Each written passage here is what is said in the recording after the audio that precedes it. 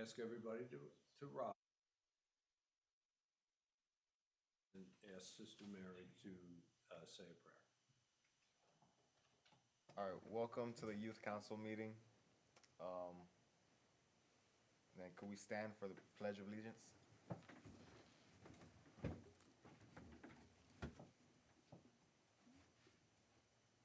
Oh, I don't know. Face the flag. I pledge allegiance to the flag of the United States of America and and to the republic for which it stands, one nation, under God, indivisible, with liberty and justice for all.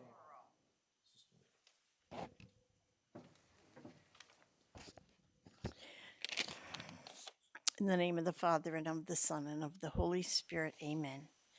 Gracious and loving God, as we begin this meeting, we pause to remember the hope that dawns in this time of preparation for Christmas. We invite your divine presence to this meeting.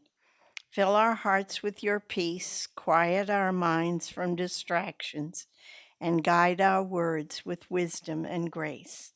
May the joy of this season inspire us, and may the love you have always shown us overflow into our every action. Bless our time together that it may bear fruit for the good of all and bring glory to your name. Amen.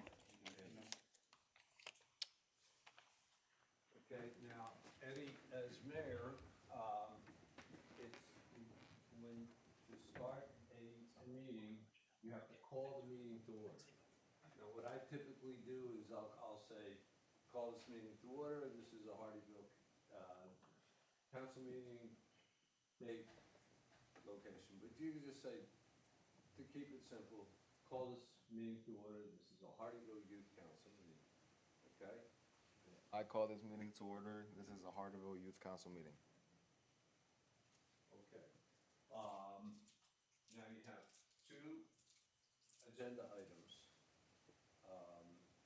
And the first one, you invite Sister Mary Francis to come up and she agreed to speak to you about her experiences running Mercy Mission and her experiences with helping those who need help. Okay? So you can call up Sister Mary. Hi, I'm Harry Williams. I'm Anthony Roach. Thank you for coming. Thank you for coming. So you want me to call her? Sister May, if you could come up to the stand.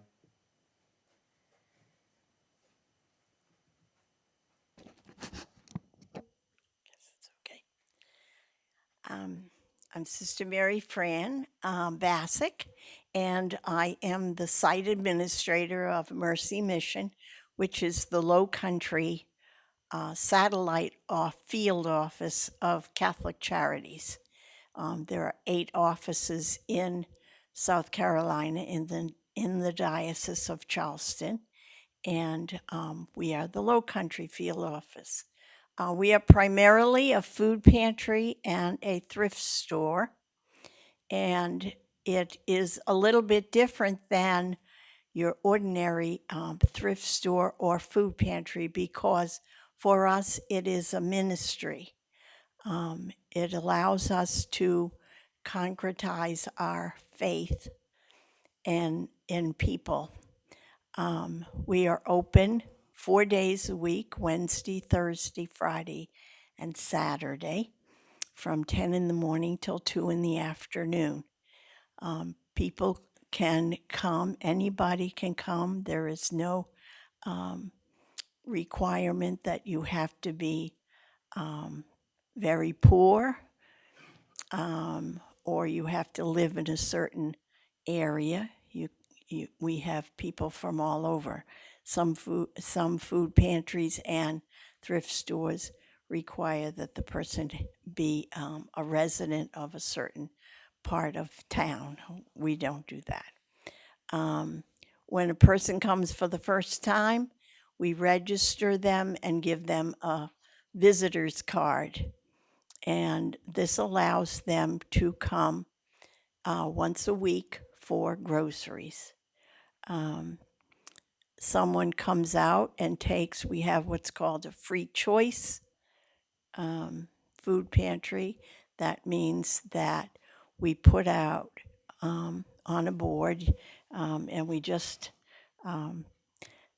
made it into a tech thing so that now it's up on the screen and they see what we have by way of donations. We work with the other food pantries. We work with Second Helpings, which is a rescuing organization. They go into Publix and Sam's Club and Walmart, and they rescue the dated food. It's not expired food, it's good food, but it's dated. So that when you go to the grocery store and you're buying chicken or whatever, you buy the freshest one. Well, this one would sit here on the shelf and nobody would buy that because this one's fresher. So that's what we do. We try to do information and referral when people have other needs. A volunteer. We operate with all volunteers. I am on staff. I was the only staff till about 6 months ago. Now I have an assistant, so there's two of us, which makes life a little bit easier. We operate with all different kinds of people. We do not make judgments as to why somebody's coming, or we just do food. We have a group of people that are unhoused.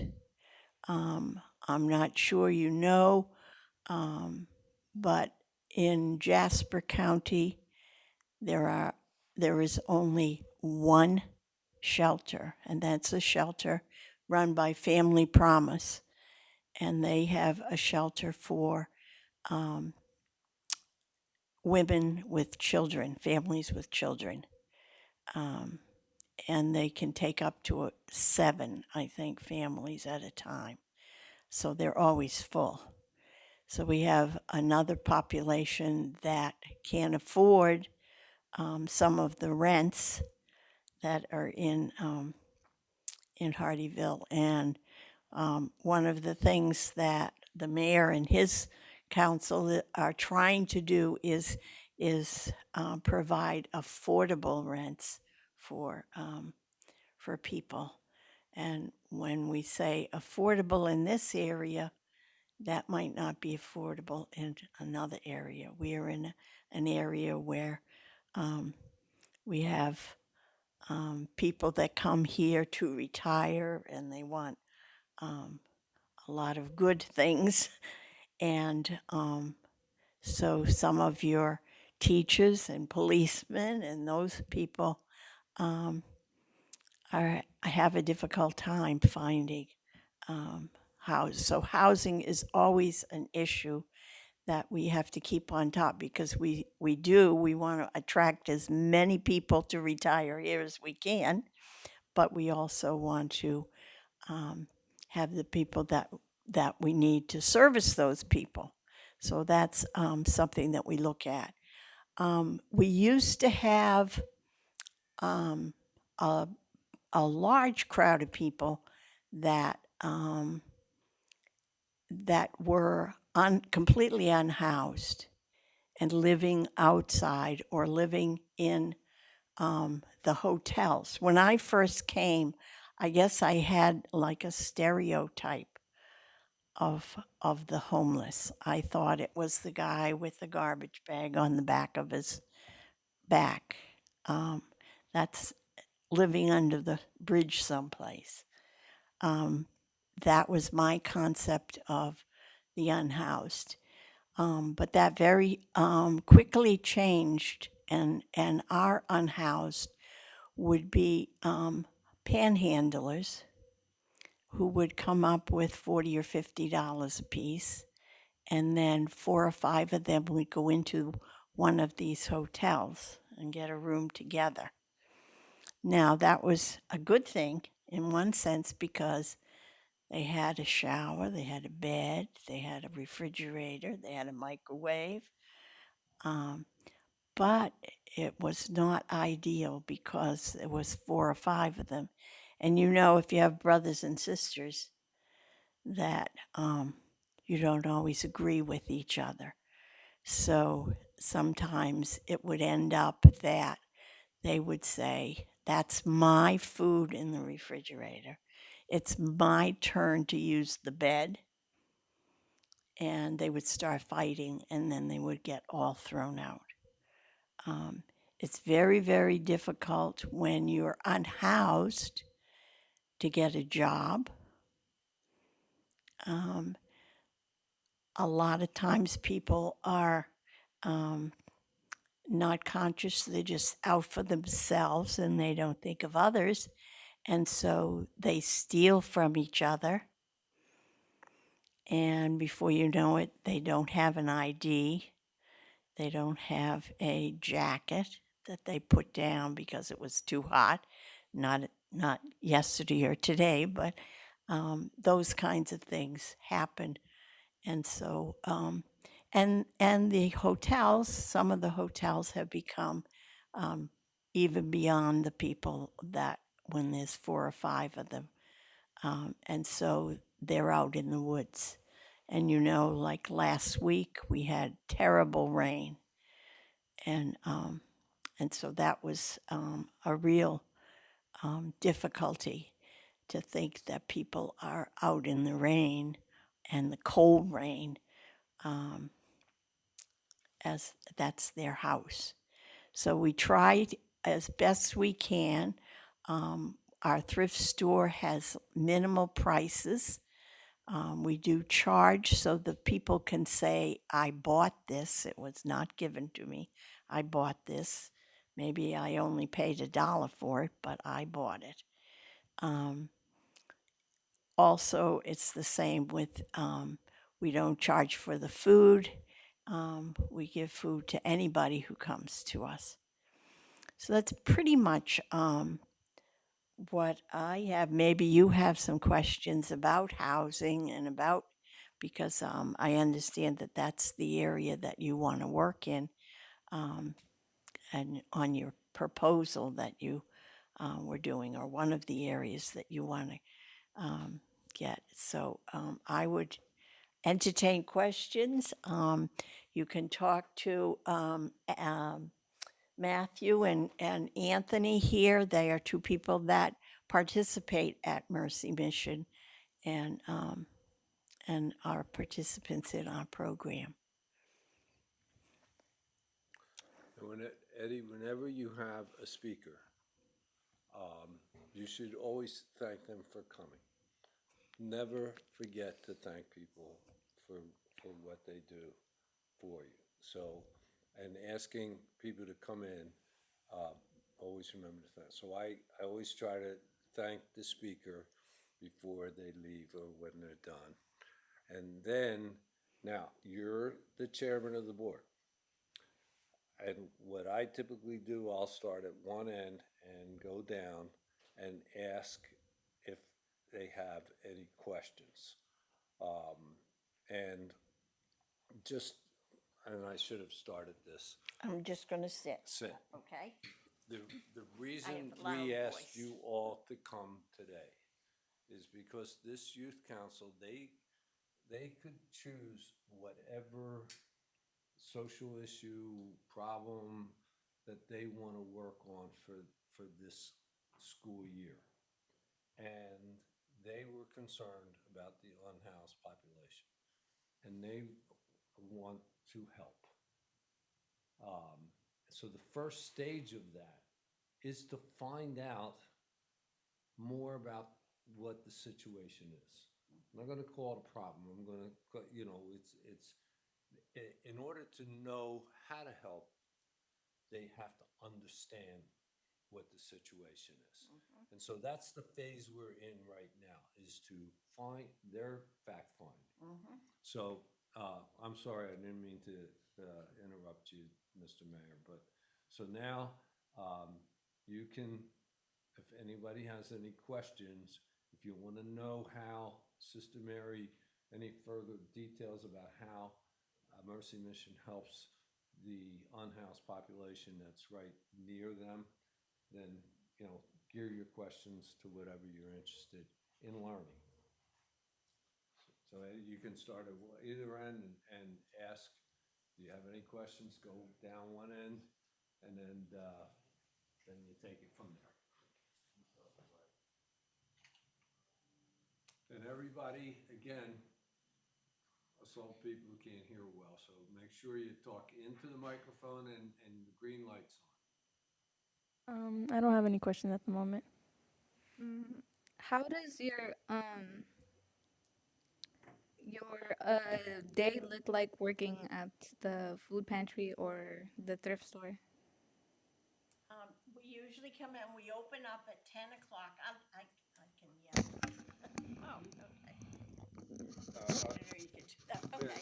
Yeah, I Get think up for they 1 minute. I think they can Get hear up for me. 1 minute. I'm gonna move the chair, Oh, okay. so that way you can sit All down right. and just talk in the mic. And the reason being. It's you're recorded. We're recording. Okay. Okay, we usually start at 10 o'clock, which means that we come in anywhere after like 9 o'clock or so. And the volunteers do the same thing. When we get there, we turn on, we have a software program that allows us to document all the visits that come in. And one of the programs we have is produce distribution, which we did yesterday. We do it in the parking lot once a month. And we had 111 families yesterday came for fresh produce. And so when we come in, we look and see what we have as far as donations. As I said, we get 2 deliveries a week from Second Helpings, the food rescuing. We get all of our meat from them, our produce, our pastries, our bread.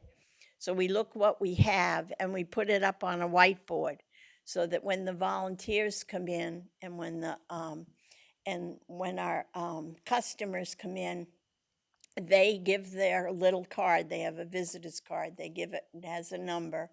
We put it into the computer and we document how many are in their family and then put their name up on the menu, and the volunteer comes out and takes their order. Now, at most free choice food pantries, the person who is coming for food goes around the food pantry. Well, you could see what would happen to us if we did that. We'd be there till 11 o'clock at night if we took each person that came in around. So we put what we have for the most part, but we tell them if there's something that you need and you don't see it on the board, you can always ask. If we have it, you can have it. If we don't have it, we'll tell you that we don't have it. So we do that, and it just goes like clockwork now, as far as from 10 to 2. We try to encourage people to come as early as they can, because by like 10 minutes of 2, we usually don't have a lot left because we've given it out. So that's kind of how the day goes in the food pantry. Same way in the thrift store. We have somebody that's on the cash register. We have several rooms of clothing and housewares and those kinds of things. Right now, we have a big Christmas shop where you can come and get Christmas decorations for 25 cents, $1. Again, that's manned all by volunteers. So that's kind of how the day goes. Thank you for answering my question.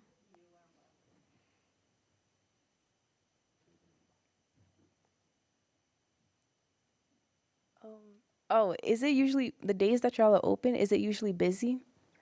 It's usually, it has become even busier than it used to be. We used to average about, I would say about 30. When I came, which was about 6.5 years ago, we were open 2 days a week. We were averaging about 30 families a week. Now we are averaging about between 40 and 50 families a day, 4 days a week, one of which is Saturday, because many times the people coming for food are workers and they can't come except on Saturday when they're not working. So we have gotten increasingly busy. If your mom and dad have go to the grocery store these days, everything is more expensive than it was just a few months ago. So, so we try to tell people, if you just have a little bit of money, don't spend it on food. Pay your rent, pay your lights, pay your bills that, keep a roof over your head, and come to us for food. And they can come once a week for food. And it's emergency food. We try to give them enough for 2 or 3 days for everybody in their family.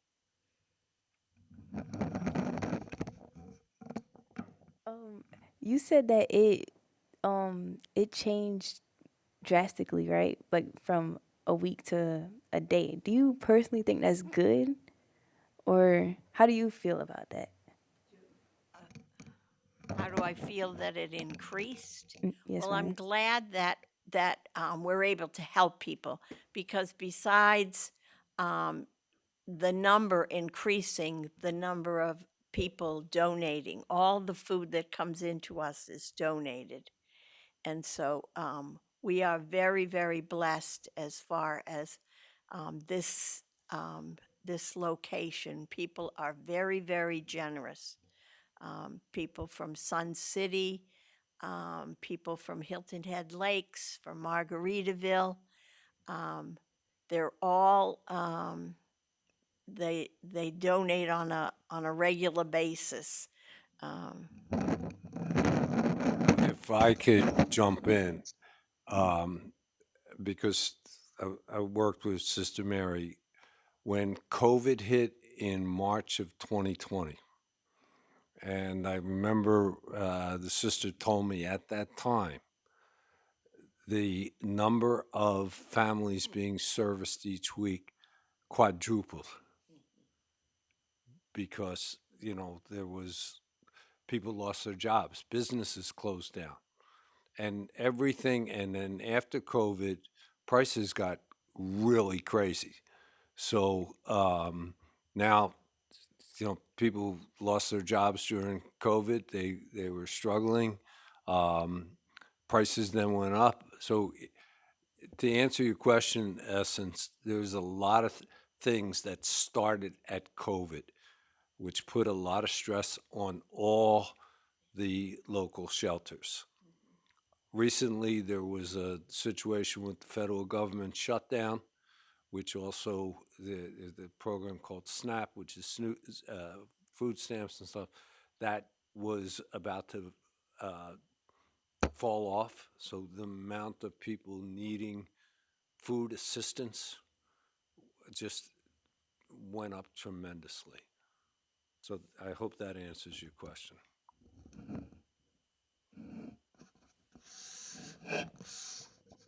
I think I'm pretty good. I think y'all explained a lot that answered my questions. Okay, my question is, like, how do you guys get the clothes and the houseware that you guys sell, and are you looking for a profit at all? We're not looking for a profit. We're a nonprofit. And primarily, that's one of the things that distinguishes us from perhaps other thrift stores is that our thrift store is a ministry. So all of the things that we get, all of the volunteers who volunteer their time. All of the things that we get, and what happens because we are in a location where people come to retire is the people come down from the north and they bring everything with them, and then they get down here and it doesn't all fit in their condo, or they think that it's not beachy enough, or it's not the right shade of blue. And so they call us up. We have 2 trucks, and again, it's volunteers. And we're always looking for our big strapping people that can lift furniture, because we have a big warehouse and they donate furniture to us. And the truck goes out usually every other week, and people call in and say, I had somebody call in today and they said they had a table and chairs, dining room table and 6 chairs, and they wanted to donate it. I send it over to our drivers. They try to put it together. Like if they have 2 or 3 from Margaritaville, they'll go to Margaritaville on one day and pick everything up, so it saves a little bit on gas. And then they bring it back. Again, they price it, but it also allows us somebody coming in. We had a teacher coming in, and the teacher was from India, and he was sleeping on a yoga mat. He had no bed. And he had no table and chairs to eat his dinner. But he had gotten an apartment, so he was okay with that. So we brought him over, and we got him a table and chairs. We got him a recliner. We got him a bed, and he's all set now. So it allows us to minister to people. But as I said in the beginning, it also allows us to, the people are able to say, I bought this. I bought it at Mercy Mission. It wasn't given to me. I bought it. So we're good. I constantly, because I live in Sun City, I know a lot of people in Margaritaville, and we have other council people. We constantly get asked, where can we donate clothes or furniture items or things? And we direct them oftentimes to Mercy Mission.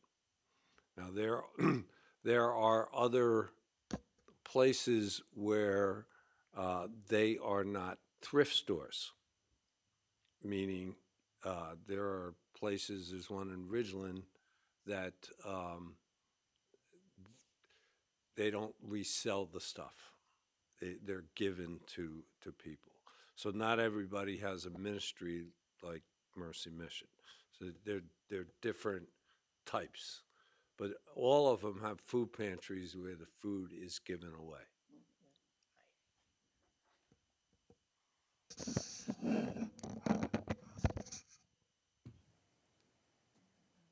Thank you very much answering my question. Okay. And I don't know if you have questions for these 2 gentlemen that, because they have experienced some of what I are talking about. So they know where the problems are, they know where the good things that are happening are, and what their needs are, that kind of thing. So, Thanks, sister. Thank you, Sister Mary, for coming. okay. What I'd like to do is,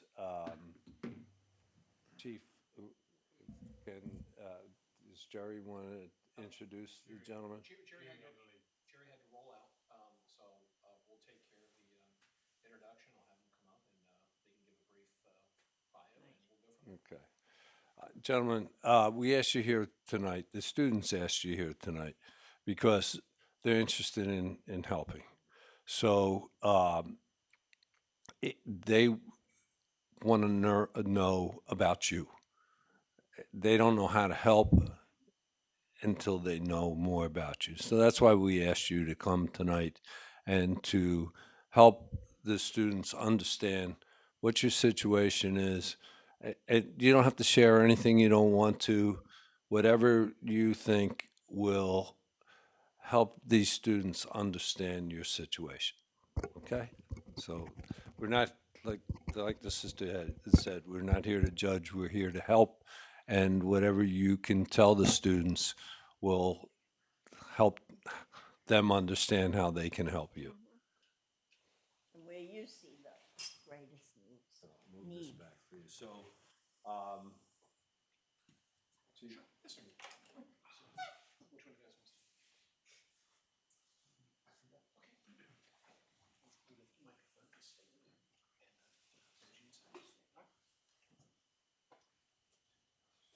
Hey, my name is Matthew Adams. I've been homeless for 5 years since the start of the COVID. When the COVID hit in March, I had a great job. I was there for 5 years working at a Red Rooster Cafe in Beaufort as a chef. Um, the COVID came, and you know, me and my girlfriend at the time, she was a server at Golden Corral, which also closed down around the same time. We both lost our jobs because of the COVID, and we were eventually put on unemployment, but that took a good while, to get. So we ended up losing our house, that we had for years, and became homeless. Me, my girlfriend, and my dog. It was hard. We had a vehicle, but so that was our home. We would park it at Walmart or some parking lot, and sleep and try to figure this all out in such a hectic time that everyone was scared. I'm sure you remember the COVID. When it first came, it was really scary. Um, so then we were put on unemployment, and we were finally had some income.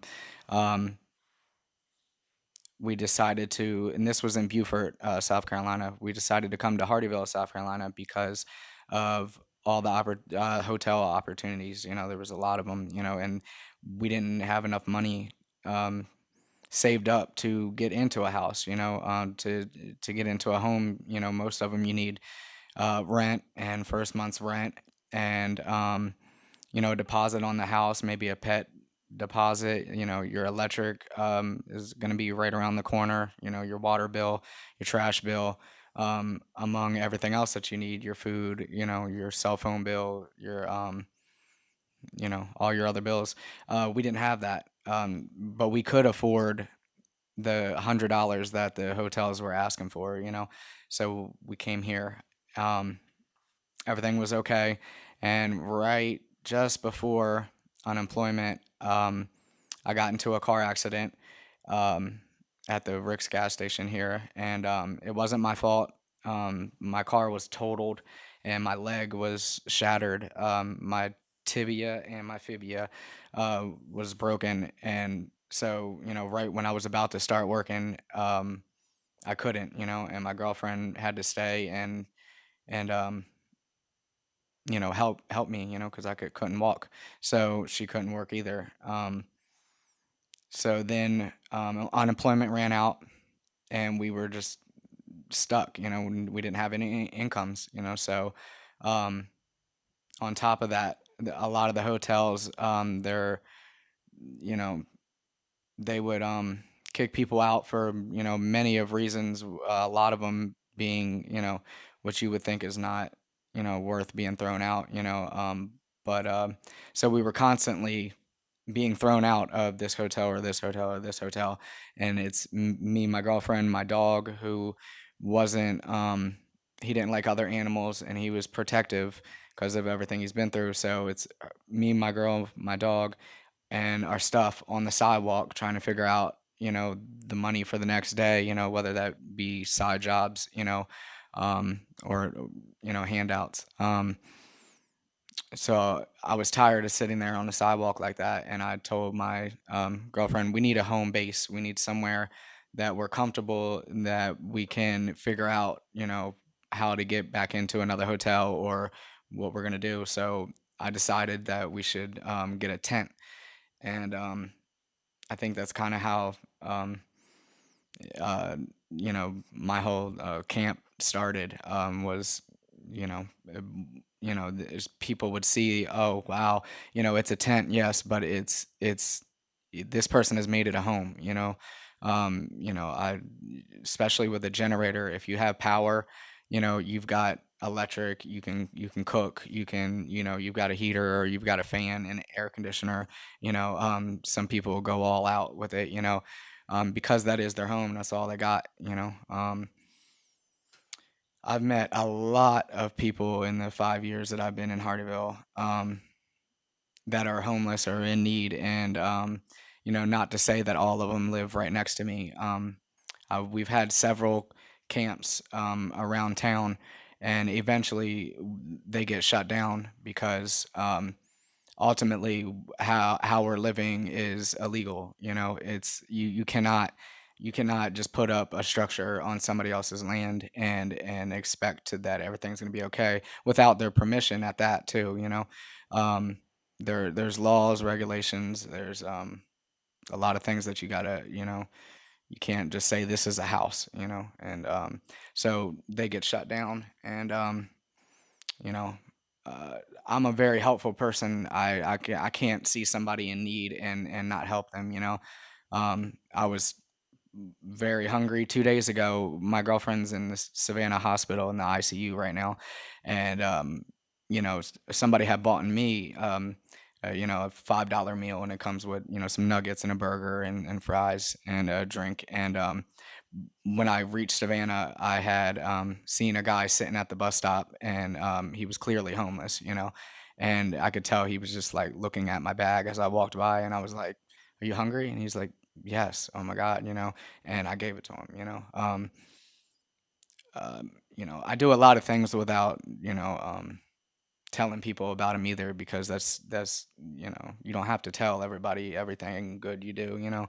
Um, but so yeah, I've met a lot of people in Hardyville that were in need of help, and me and my girlfriend wanted to have our home a safe place for whoever to come there and figure out where their next move was, because it's hard when you're on the sidewalk with all your stuff and you don't know what to do and you don't know how you're going to make money. And sometimes you just the camaraderie of people is a good thing. So on my way here, I stopped at the Dollar General to get a drink, and I didn't have a lighter. I smoke cigarettes, and I asked this lady that was standing there with her suitcase and whatnot, and asked her for a lighter, and she gave me one, and then she asked me if I knew anywhere that she could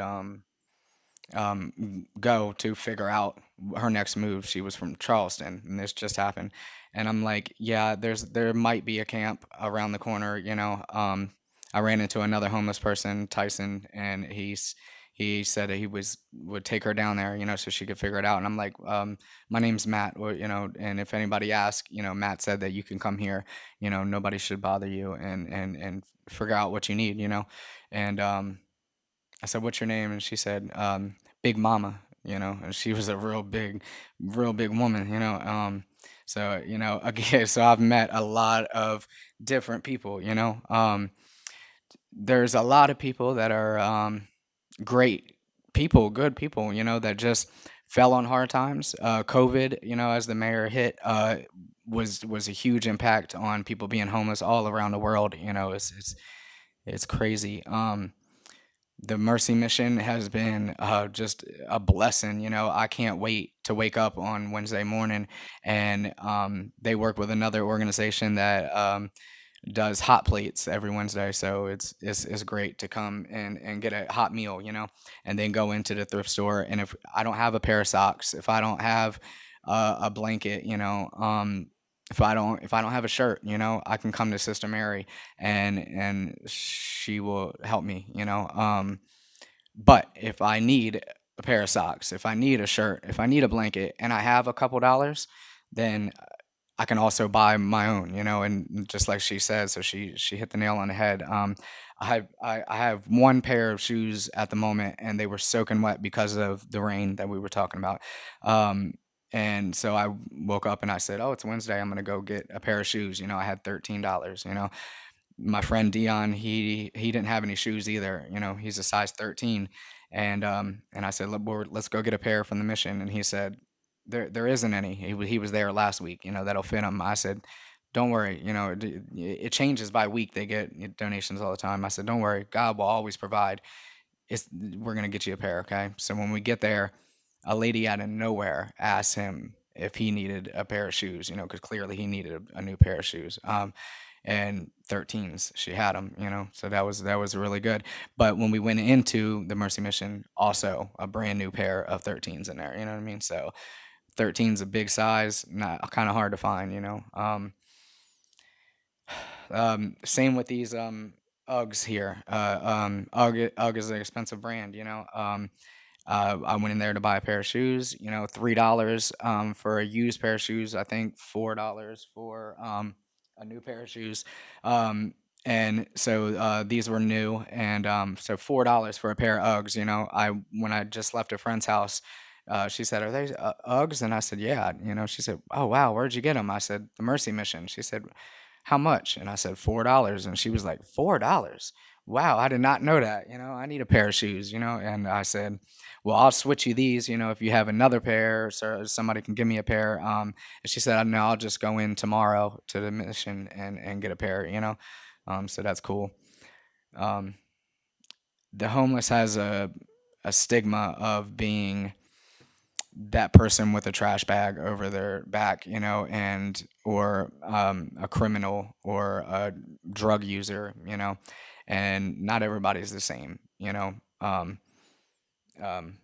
I've just recently met Anthony, and he's out at the camp, and you know, you know, he's a smart man. He knows a lot, you know, and you know, doesn't do drugs, and is a hard worker. You know, he just had a great job.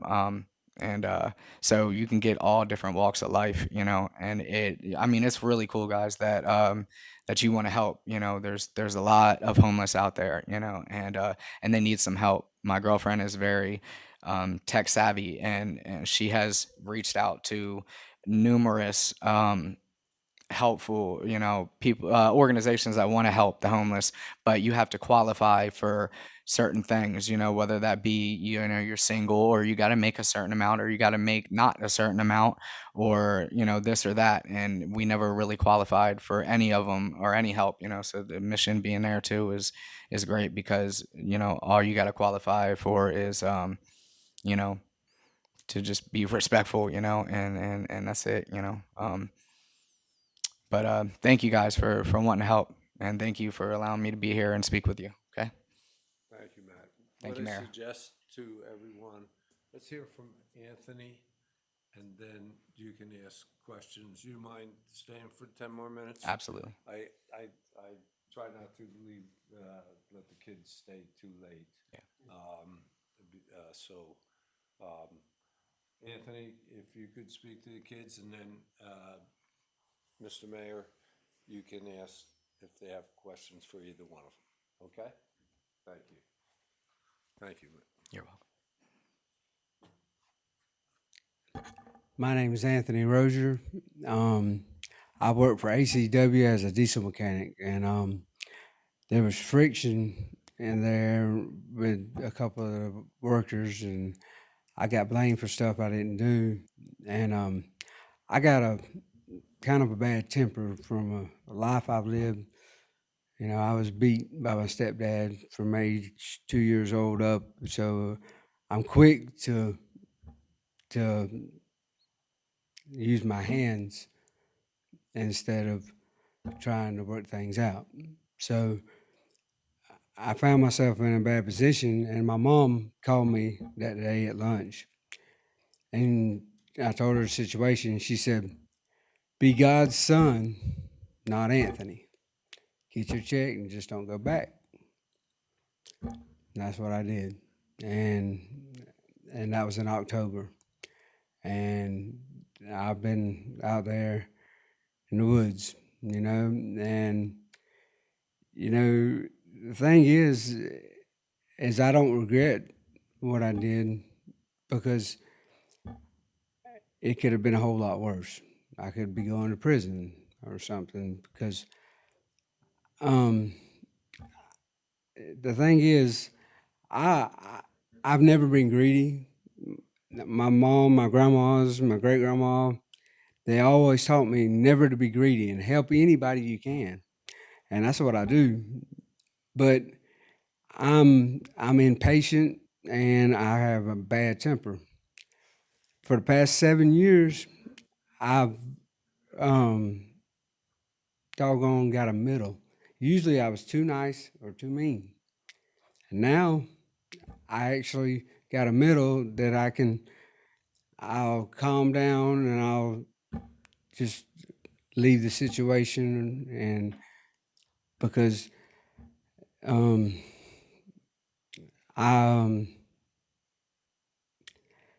it's not a good thing, but I've always liked to fight, and so I try my best to stay out of situations that upset me or raise my anger, and so.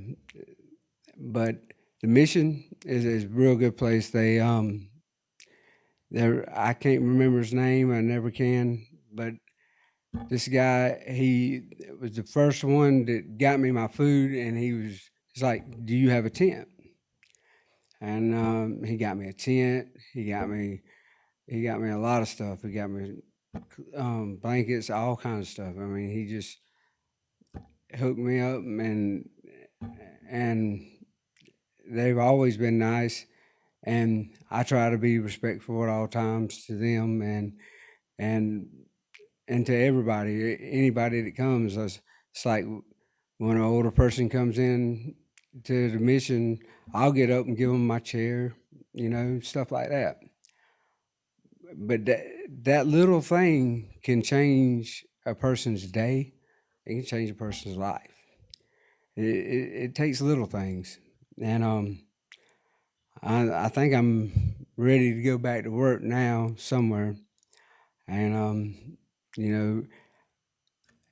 and the thing with me, my grandpa made me learn, or started me off learning any kind of job there is. I mean, it's everything. He would rent equipment to teach me how to do it. I mean, so I know lots. I can weld, I can do electrical, I can do sheetrock, I can work on cars, car mechanic, diesel mechanic. I mean, I can be equipment operator and all, but sometimes it gets to be a bog. And if you ain't comfortable with your surrounding workers, it gets hard, especially when you got a temper. And that's all I gotta say. Thank you, Matt and Anthony. Mr. Mayor, if you want to direct any questions to Matt or Anthony, again. I don't have any questions. Typically, what I do, if I start it down here the first time, then I'll start down this end the second time. And Isaac makes. No, I don't think I have a question. I think from what y'all told us, it did give me a lot of ideas of what we could do to help y'all. And what I'll suggest afterwards, use this time if you have any questions, and then what we'll do at our next meeting, then you can come back and discuss what you learned tonight and what you think you want to do about it. I don't have any questions. How do you guys deal with the extreme weather conditions? Matt, if you don't mind. It's that's a good question. That's one of the harder things that we deal with, especially if you don't have a phone to get the weather. Unexpected or not, not expecting what's coming is can be very dangerous. I remember the last hurricane that we had. It We didn't have a cell phone at the time, so we didn't know it was coming. And the entire woods was underwater, up to, I mean, up to my waist almost in water. So everything got destroyed, and tents got destroyed and whatnot. If we would have had, um, if we would have had technology, if we would have had internet, we would have known it was coming. So I would have to say, you just being up to date, with what's going on, with the weather. Otherwise, you could be in trouble. But also preparing for bad weather when it's nice out, is a great thing. Coverage, is a really big thing. Yeah, Thank you so much for answering my question. you're welcome. I don't have any questions at the moment. I don't have any questions either.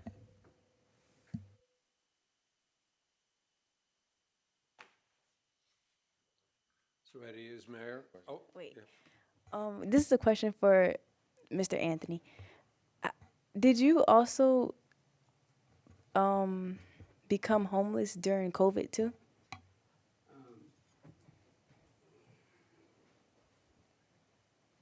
No, ma'am. I worked through COVID, but I've never been homeless till October of this year. I've always had jobs. I've always made 20 or better an hour. I've always, but it's just the first time for me. I don't see Matt. He helps a lot of people. He brought me in because I didn't know what I was going to do. I made the decision to quit, and all I had was that last check, and he said, "I got a place right here. You can stay." But COVID messed up a lot of people, and me being me, I know all kinds of trades, so I didn't have a problem with a job. But I did help some people that had problems with their jobs, but to answer your question, no, I didn't have problems at all, but I lost my son's mom at that time, but that's the only problems I had. Thank you.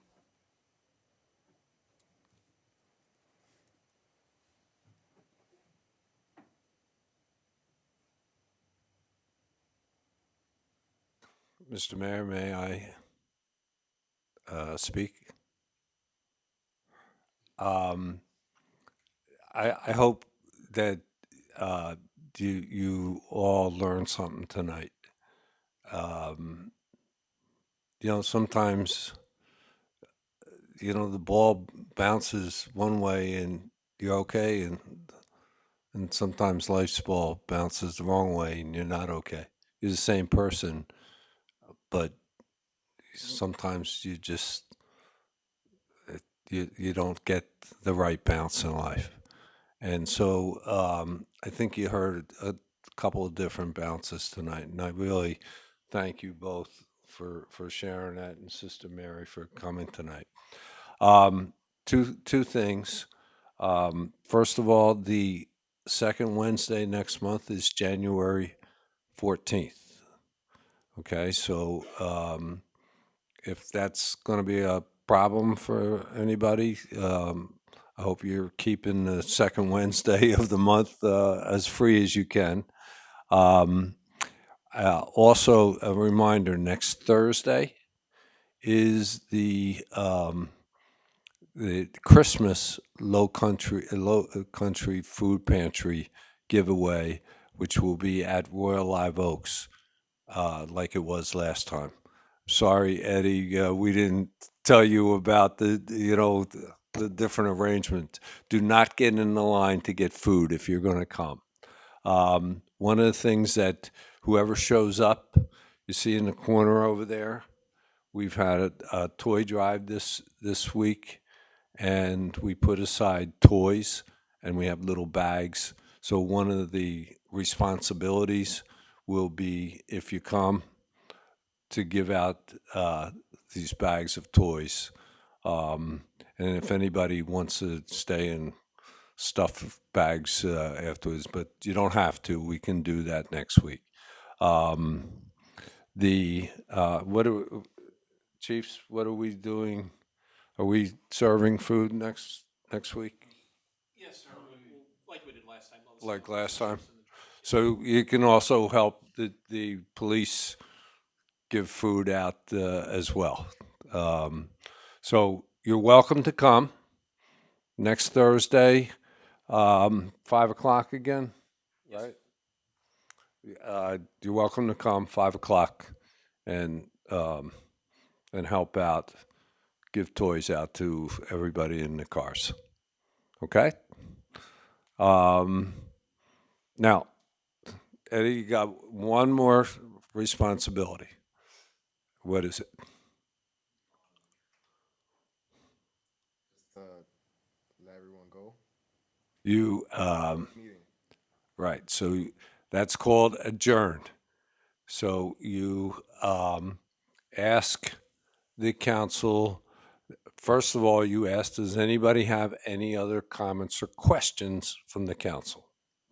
Does anyone else have any comments or questions? Seeing none, I'd like a motion to adjourn. Okay, I'd like to motion to adjourn. I motion. So you have a motion. Now ask for a second. Do I have a second? A second. So you have a motion and a second. All in favor, All in favor? please say aye. Aye. So now the meeting's officially over. Okay? Thank you.